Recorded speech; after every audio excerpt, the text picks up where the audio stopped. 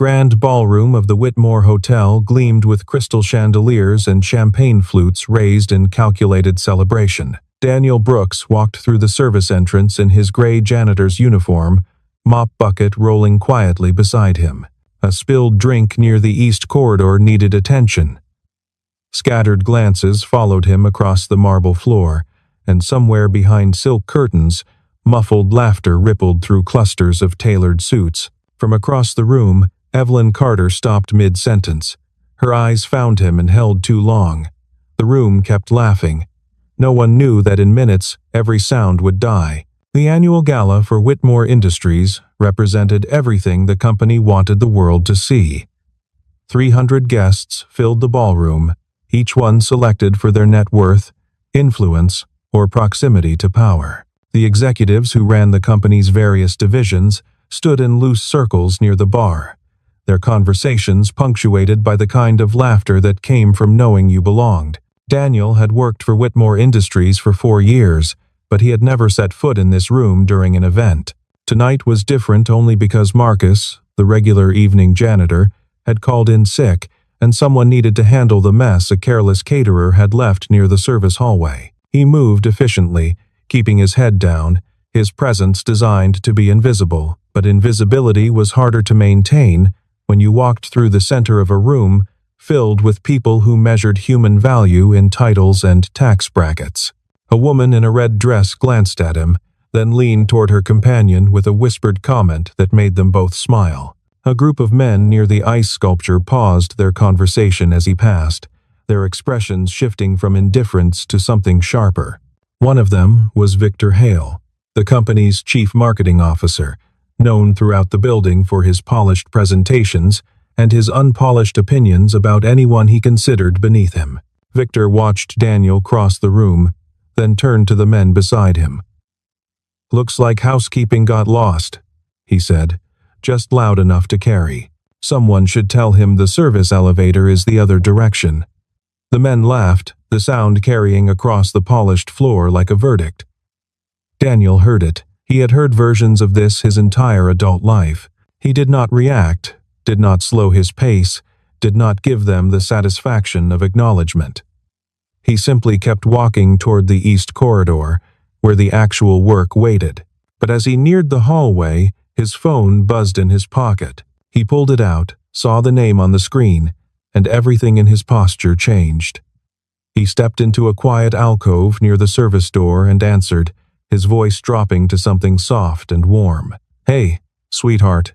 You should be asleep by now." The voice on the other end was small and bright, belonging to his 7-year-old daughter, Lily. She was calling from his sister's apartment across town, where she stayed on the nights Daniel worked late. She wanted to tell him about a drawing she had made that day. It was a picture of the two of them at the park, she explained, with a big yellow sun and a tree that looked like broccoli. Daniel laughed quietly, the sound genuine and unguarded. "A broccoli tree? That sounds perfect. You can show me tomorrow morning, okay? I'll make pancakes." He listened as she described the drawing in detail, her voice carrying the particular enthusiasm of childhood. When she finally said goodnight, he stayed in the alcove for a moment, phone still pressed to his ear, even though the line had gone silent. The hardness that had carried him through the ballroom was gone. In its place was something tender, something that revealed the man beneath the uniform. From 20 feet away, Evelyn Carter watched him. She had followed his path across the room not because she recognized him immediately, but because something about the way he moved seemed familiar. Now, seeing him speak to his daughter, seeing the way his entire demeanor transformed, she felt a crack forming in the carefully constructed evening. She knew that voice. She knew that gentleness. And she knew, with sudden and uncomfortable clarity, that this room full of powerful people had spent the last 10 minutes mocking someone whose worth exceeded most of theirs combined. She turned back to the executives around her, but their conversation had become noise. Her mind was somewhere else entirely, pulled backward through years she had tried to forget. It was 8 years ago, before Evelyn Carter had become Evelyn Carter, CEO of Whitmore Industries. Back then, she was just Evelyn, 24 years old, newly hired as a junior analyst, drowning in a job that demanded more than she knew how to give. Her father had died 6 months earlier, leaving behind debts she hadn't known existed, and a mother who needed care she couldn't afford. Evelyn worked 18-hour days, surviving on coffee and the desperate hope that if she just worked hard enough, everything would eventually be okay. It wasn't okay. The pressure built until it cracked her open, and one night, she found herself sitting on the floor of an empty conference room at 11 p.m., unable to stop crying. That was where Daniel found her. He was working the night shift then, cleaning offices after everyone had gone home. He had heard her through the door and knocked quietly, asking if she was all right. When she couldn't answer, he had simply sat down across from her, not too close, not intruding, just present. He didn't ask what was wrong. He didn't offer platitudes. He just sat with her in the silence until she could breathe again.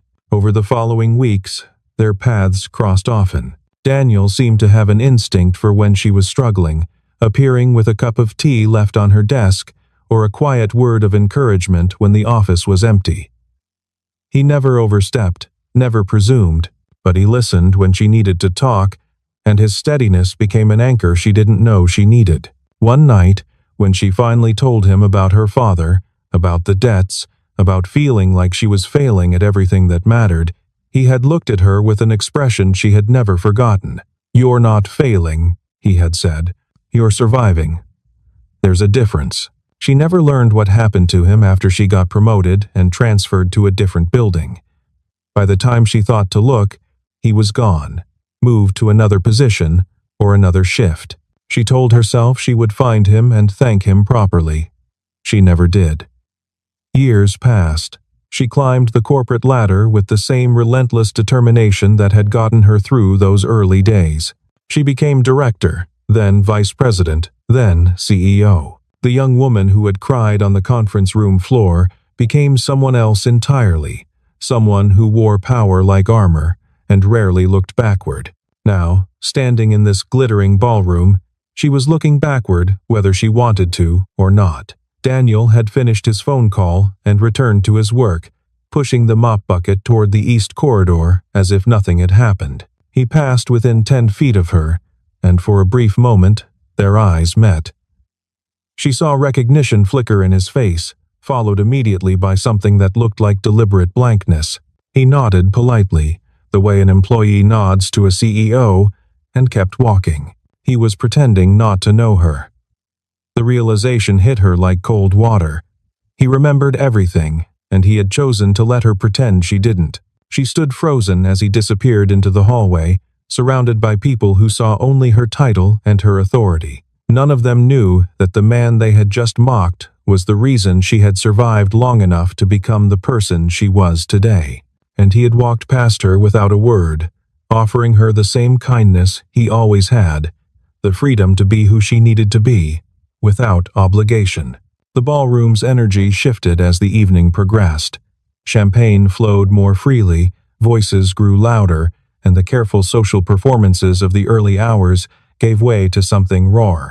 Near the center of the room, a cluster of executives had grown bolder in their entertainment, their conversation turning toward the kind of cruelty that masquerades as humor when there's enough alcohol and status involved. Victor Hale stood at the center of this group, his fourth glass of bourbon giving his voice an edge that cut through the ambient noise. He had been holding court for the past 20 minutes, telling stories about the various employees he had encountered over the years, each anecdote designed to position himself as clever and others as pitiable. His audience laughed at the appropriate moments, their complicity ensuring their place in his good graces. When Daniel emerged from the east corridor, having finished cleaning the spilled drink, Victor's attention locked onto him like a predator spotting movement. "Speaking of which," Victor said, his voice carrying clearly across the nearby tables, "here comes our friend from earlier, the one who got lost on his way to the basement."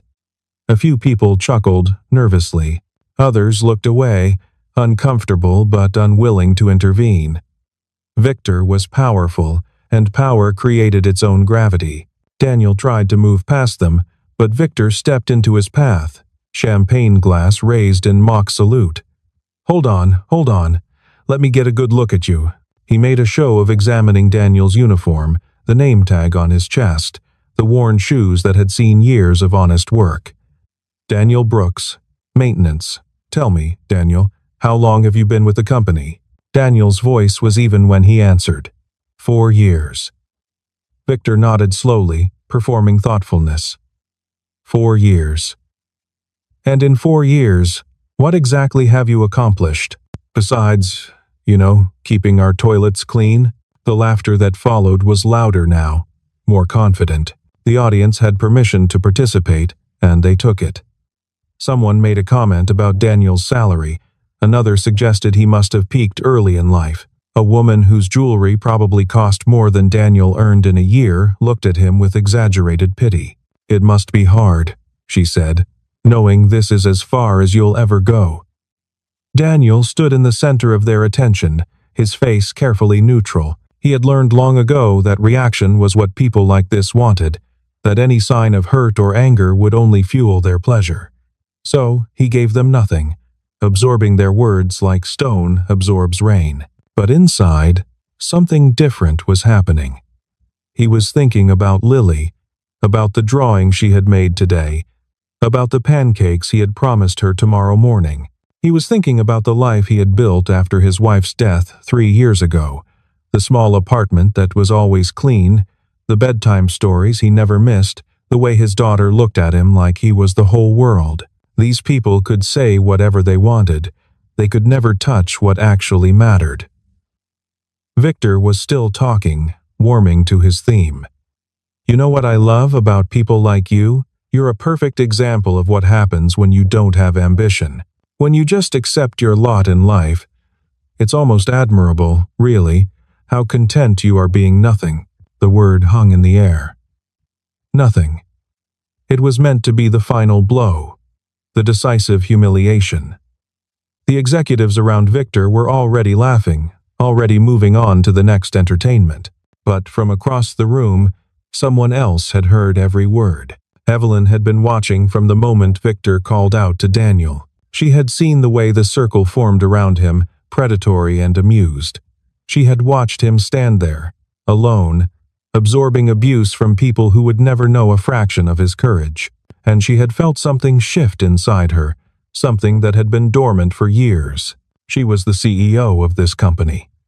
These were her employees, her guests, her responsibility. And she had spent 8 years building a career on the foundation that Daniel had helped her create, while he worked night shifts and cleaned floors and raised his daughter alone.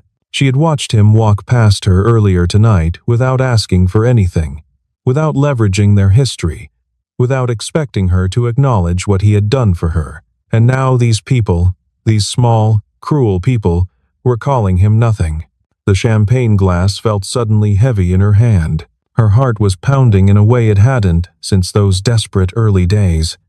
She knew what she should do. She should walk over there, pull rank, end this quietly. That was the CEO move, the professional move. But there was another move, one that had been building inside her for 8 years, one that had nothing to do with being a CEO and everything to do with being human. Evelyn set down her glass and began walking toward the crowd. The circle of executives noticed Evelyn's approach before Daniel did.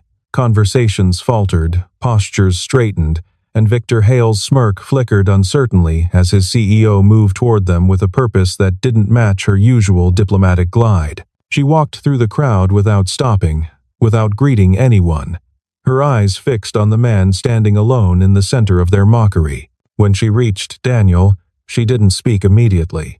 She stopped beside him, close enough that her shoulder almost touched his, and turned to face the executives who had been entertaining themselves at his expense. The ballroom had grown quiet. 300 pairs of eyes were now watching, sensing that something significant was about to happen. Victor recovered first, his smile returning with practiced ease. Evelyn, perfect timing. We were just getting to know your maintenance staff. Really fascinating glimpse into the working class perspective. He waited for her to laugh, to join the joke, to give him permission to continue. She didn't. Instead, she looked at Daniel. Really looked at him in a way she hadn't allowed herself to do earlier. He was watching her with an expression she remembered from 8 years ago, steady and patient, giving her space to do whatever she needed to do. He had no expectation in his eyes, no demand, just quiet acceptance of whatever came next. She turned back to Victor and the assembled executives. Her voice, when she spoke, carried across the silent ballroom with perfect clarity. "This man," she said, "is not your entertainment. He is not an example of failure. He is not nothing." She paused, feeling the weight of what she was about to say, the doors it would open and close forever. "This man is my husband." The silence that followed was absolute. It was the kind of silence that happens when reality shifts beneath your feet, when everything you thought you knew is suddenly wrong. Victor's face went through a rapid series of expressions, disbelief to confusion to something approaching fear. The woman who had pitied Daniel's limited potential looked like she might be sick. Across the room, phones emerged from pockets, and Evelyn knew that by tomorrow, this moment would be everywhere. But she wasn't looking at them. She was looking at Daniel, whose expression had finally changed. He wasn't shocked by the revelation, she realized. He was shocked that she had made it. After 8 years of silence, after watching him pretend not to know her, after building her entire career on the appearance of being exactly what these executives expected, she had just burned it all down with 4 words. "Evelyn," he said, quietly, and there was a question in the way he said her name. She answered it by taking his hand. Not for the cameras, not for the executives, not for anyone but him. "I should have said it years ago," she told him, her voice low enough that only he could hear. "I should have never let you walk away." Daniel's fingers tightened around hers. He understood what this was costing her, what she was risking by standing here with him in front of everyone who mattered to her career. And he understood something else too, something that changed everything. She hadn't said it to save him from embarrassment. She had said it because she meant it. The ballroom remained frozen, 300 people trying to process what they had just witnessed. Evelyn Carter, the youngest CEO in Whitmore Industries history, the woman who had built her reputation on flawless professionalism and strategic brilliance, had just claimed the janitor as her husband.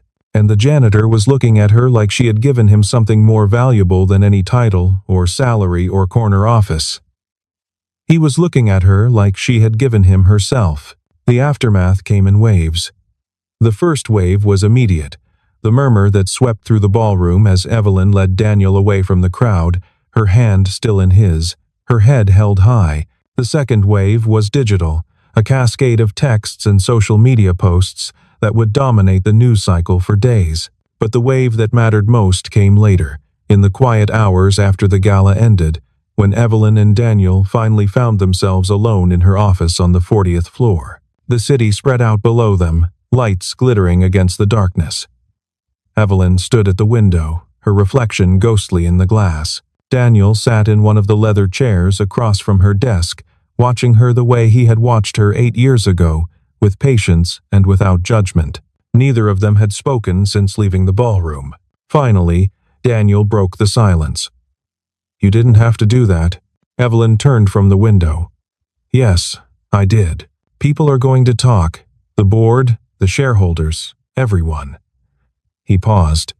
"Your career could be affected. I know." She walked toward him, stopping a few feet away. "Daniel, why did you pretend not to know me? Earlier, when you walked past, you could have said something." He was quiet for a moment, choosing his words carefully. "Because you built something real and important, and I didn't want to be the thing that complicated it." He looked at his hands, calloused from years of work. "When Sarah died, when I had to figure out how to raise Lily alone, I let go of a lot of things. Ambition, pride, the idea that I needed to be something impressive, but I never let go of what happened between us. I just put it somewhere safe, somewhere it couldn't hurt either of us." Evelyn sat down in the chair beside him. "You saved me, back then. You know that, don't you? I was drowning, and you just sat there with me until I could breathe again. I've thought about it every day since. I didn't save you. You saved yourself. I just kept you company while you did it."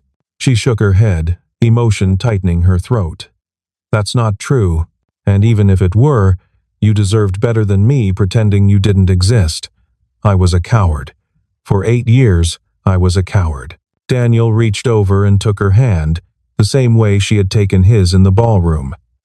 "You weren't a coward. You were surviving. There's a difference. You taught me that." Evelyn laughed, a small sound that was half sob. "I taught you? I was quoting you. Were you?"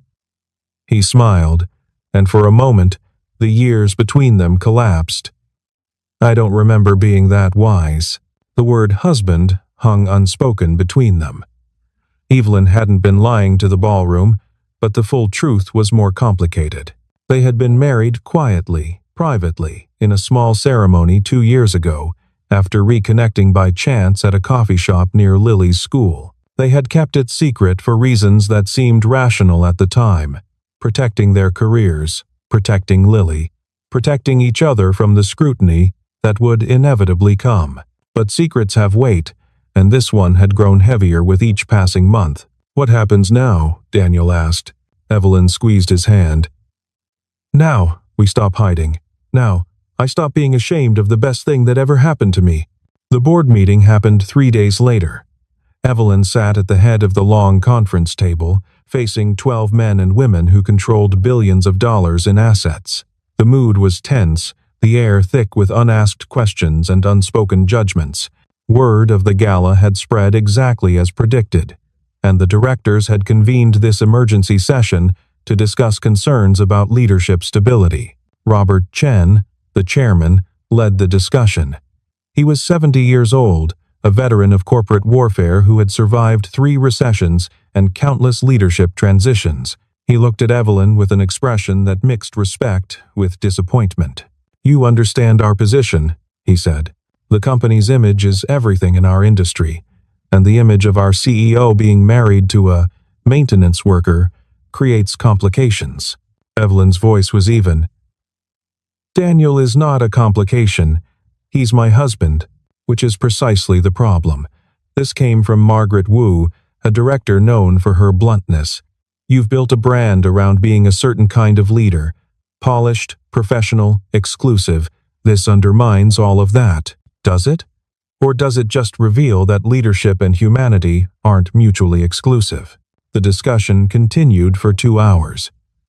Some directors expressed support for Evelyn, citing her track record and the company's strong performance under her leadership. Others worried about shareholder reactions, stock prices, the intangible but powerful force of public perception. Through it all, Evelyn remained calm, making her case without apology or defensiveness. When she returned home that evening, she found Daniel waiting in their apartment with dinner already prepared. Lily was doing homework at the kitchen table, her tongue poking out in concentration as she worked through a math problem. The scene was so ordinary, so domestic, that Evelyn felt tears prick her eyes. "How did it go?" Daniel asked, keeping his voice light for Lily's sake. "They want me to resign." Daniel's expression didn't change, but she saw something flicker in his eyes. "And what do you want?" Before she could answer, Lily looked up from her homework. "Mommy, can you help me with this one? It's really hard."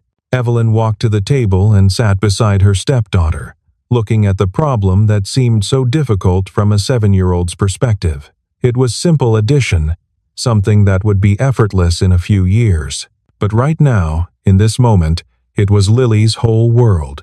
"Let me show you a trick," Evelyn said, and began to explain. Later, after Lily was asleep, Evelyn and Daniel sat together on the couch. The board's ultimatum hung over them like a storm cloud, but neither seemed willing to address it directly. Daniel spoke first. "I could leave. Not us, just the situation. If I resigned from the company, found work somewhere else, maybe the pressure would ease." Evelyn shook her head immediately. "No, absolutely not. Evelyn, be practical. Your career is everything you've worked for. My career is not everything." She turned to face him fully. "For years, I thought it was. I thought if I just climbed high enough, achieved enough, the hollow feeling would go away. It didn't. You know what made it go away? Coming home to you and Lily, watching you make pancakes on Saturday morning, hearing her call me mommy for the first time. Her voice broke slightly. I spent 8 years being afraid of this exact situation, afraid that if people knew who I really was, who I really loved, they would take everything from me. But everything they could take isn't worth keeping, not if it means losing this. Daniel pulled her close, holding her the way he had learned to hold her over the past 2 years, with firmness and tenderness in equal measure. You're not going to lose this. Whatever happens, I know. She rested her head against his shoulder. Because I'm not giving it up. The board can do whatever they want, but I'm done being ashamed. The following morning, Evelyn called an all-hands meeting. Every employee of Whitmore Industries who could attend gathered in the main auditorium. Those who couldn't attend watched via video link. The room was packed, buzzing with speculation about what the CEO would say. She walked onto the stage alone, without notes or teleprompter. For a long moment, she simply looked at the assembled faces, seeing not employees but human beings with their own stories, their own struggles, their own quiet heroisms. 6 days ago, she began, I stood in a ballroom and said 4 words that changed everything. I told a room full of executives that the man they were mocking was my husband, and since then, I've been asked repeatedly to explain myself, to justify my choices, to apologize for loving someone whose job title doesn't match mine. She paused, letting the silence build. I'm not going to apologize, but I am going to explain. Not because I owe anyone an explanation, but because I think this company needs to hear it. She told them about meeting Daniel 8 years ago, about crying on the floor of a conference room and finding kindness where she expected judgment, about the way he had helped her survive without ever asking for anything in return. She told them about reconnecting, about falling in love, about Lily and pancakes and homework help, and she told them about the moment in the ballroom when she realized that being silent was no longer something she could live with. There are people in this room, she continued, who clean the floors and empty the trash and fix the things that break. There are people who answer phones and schedule meetings and make sure the coffee is fresh. There are people whose names will never appear in a press release, whose work will never be celebrated at a gala, whose contributions to this company are invisible to everyone except the people who depend on them. She looked directly at the camera, knowing Daniel was watching from somewhere in the building. Those people are not less valuable. They are not less worthy of respect. They are the foundation that everything else is built upon. And if the price of remembering that is my position as CEO, then I will pay it gladly. The auditorium was silent for a moment. Then someone near the back started clapping. Then someone else. Within seconds, the room had erupted into applause that seemed to shake the walls. Evelyn stepped away from the microphone, her eyes scanning the crowd until she found what she was looking for. Daniel stood near the back, still in his maintenance uniform, applauding with everyone else, but his eyes were only for her, and in them she saw something that made the rest of the room fade away. Pride. Not in her position or her power, but in her courage. She walked off the stage and through the crowd, not toward the exit where her security team waited, but toward the back of the auditorium, toward the man in the gray uniform. When she reached him, she didn't hesitate. She kissed him, right there, in front of every employee of Whitmore Industries. The applause doubled. The board met again that afternoon. Robert Chen called Evelyn personally to deliver their decision. The emergency session had been canceled. Her position as CEO was secure. Several directors had received calls from major shareholders expressing support, and the company's stock had actually risen following the all-hands meeting. It turned out that authenticity was good for business, but the more significant changes happened slowly in the weeks and months that followed. Victor Hale resigned, officially to pursue other opportunities, though everyone knew the real reason. The woman who had pitied Daniel's limited potential found herself transferred to a satellite office in a city she'd never wanted to visit. The executives who had laughed loudest discovered that their laughter had not been forgotten. and that promotions they had expected mysteriously failed to materialize. Daniel was offered a management position in the facilities department. He declined, preferring to continue the work he had always done, but he did so now with a respect that had never been extended before. People greeted him by name in the hallways. New employees were told his story as part of their orientation. He became, in a strange way, a symbol of what the company wanted to be. A place where your job title didn't define your worth. None of this was revenge. Daniel held no grudges against those who had mocked him. When asked about Victor Hale or the others, he simply shrugged and said that people are usually fighting battles you can't see. It was this grace, more than anything else, that completed his transformation in the eyes of those who had once dismissed him. You could argue with power, but it was hard to argue with forgiveness. The first Christmas after the gala, Evelyn and Daniel hosted a gathering at their apartment. It wasn't a party for executives or shareholders. It was a dinner for the people who worked the night shifts and early mornings. The janitors and security guards and cafeteria workers who had known Daniel for years. Lily helped set the table, carefully placing name cards she had made herself at each seat. When the guests arrived, Evelyn greeted them at the door.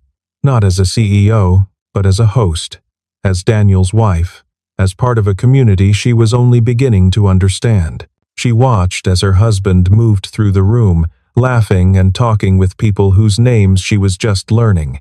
These were the people who had shown him kindness during the years she had been absent, who had attended his wife's funeral and helped him navigate single fatherhood and treated him like family when he had none. She understood, watching them, that Daniel had never been alone. He had simply been surrounded by people whose friendship didn't require status or recognition.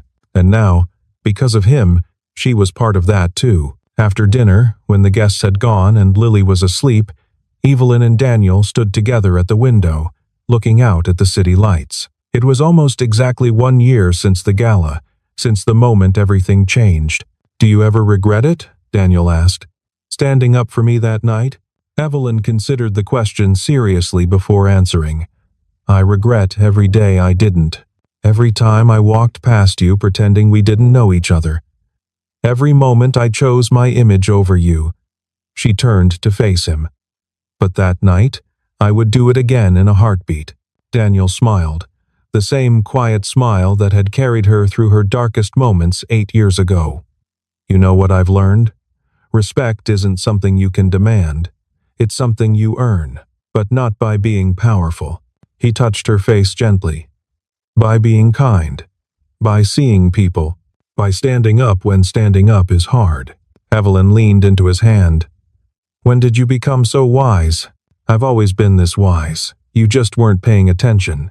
She laughed, the sound light and free in a way she hadn't felt in years. Outside the window, the city continued its endless motion, millions of lives intersecting and separating, each one carrying its own weight and worth. But in this room, in this moment, there was only this.